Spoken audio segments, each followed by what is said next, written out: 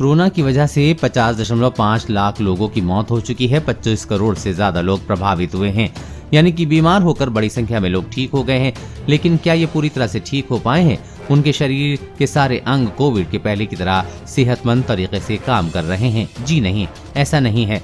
कोविड-19 संक्रमण के बाद आपके शरीर के अंगों में काफी ज्यादा बदलाव आता है। उनके काम करने का तरीका बदल जाता है, वो नुकसानदेह बदलाव आते हैं। पहली बार वैज्ञानिकों ने कोविड-19 संक्रमण के बाद शरीर में आए बदलावों का 3D स्कैन किया है। कई अंगों की रंगीन तस्वीरें निकाली हैं। यूनिवर्सिटी ऑफ कैलिफोर्निया और यूरोपियन सिंक्रोट्रोन रिसर्च फैसिलिटी ने कई नई तकनीक का उपयोग करके कोरोना संक्रमण से पहले और बाद के अंगों का स्कैन किया है।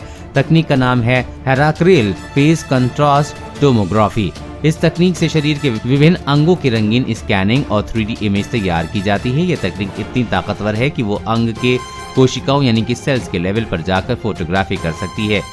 ESRF तकनीक से जांचे गए शरीर के अलग अलग अंगों का 3D स्कैन, इसका एक्सरे फ्रांस के ग्रोनोबल में स्थित ESRF ने बनाया है।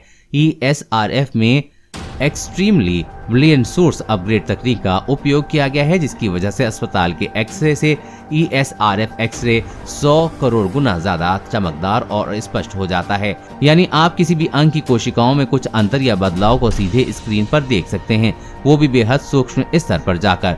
यानी उन नसों को भी देख सकते हैं जो 5 माइक्रोन व्यास की हैं, यानी कि बाल के व्यास का 10वां हिस्सा। ऐसी नसें इंसानी फेफड़ों में पाई जाती हैं। क्लिनिकल सिटी स्कैन यानी कि अस्पतालों में उपयोग होने वाला स्कैन खून की नसों को सिर्फ 10 मिलीमीटर व्यास तक ही दिखा पाता है।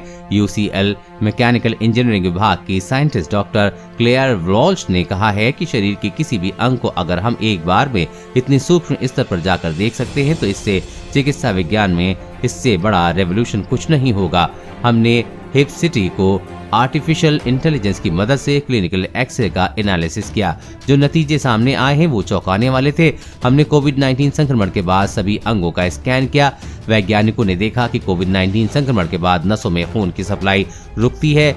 इसमें 2 तरह के सिम्टम बाधित होते हैं। पहला, खून में ऑक्सीजन सप्लाई करने वाली बारीक नसों, और दूसरी जो कि फेफड़ों के ऊतक यानी कि टिश्यू में खाद्य सामग्री पहुंचाते हैं। अगर ये दोनों बाधित हो जाएं तो शरीर में ऑक्सीजन की कमी होने लगती है। हालांकि इस बात को पहले प्रमाणित नहीं किया जा सका था। ये स्टडी हाल ही में नेचर जर्नल में प्रकाशित हुई है। जर्मनी स्थित हैनोवर मेडिकल स्कूल में थेरोसिक पैथोलॉजी के प्रोफेसर डैनी जोनिक ने कहा है कि मॉलिक्यूलर तरीकों और हेपेसिटी के मल्टी स्केल इमेजिंग की मदद से कोविड-19 निमोनिया संक्रमित फेफड़ों की जांच की गई। इसमें फेफड़ों के अंदर खून की नसों के शंटिंग के नए आयाम पता चले। इसमें 2 तरह के सिम्टम को जांचने के अलग अलग मौका मिला है।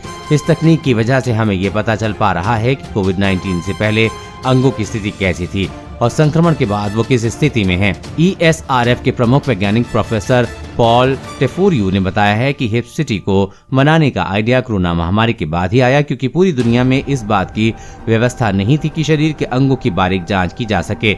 हम तस्वीरों को बड़ा कर सकते थे। आमतौर पर शरीर के अंगों की तस्वीर बेहद धुंधली आती है, इसलिए उनकी चमक बढ़ाने के लिए कोई व्यवस्था नहीं थी। लेकिन इस तकनीक से हम अंगों की तस्वीरों की सही मात्रा में चमक बढ़ा सकते हैं। इससे अंगों की बारीक और छिपी हुई नसें देखने लगती हैं।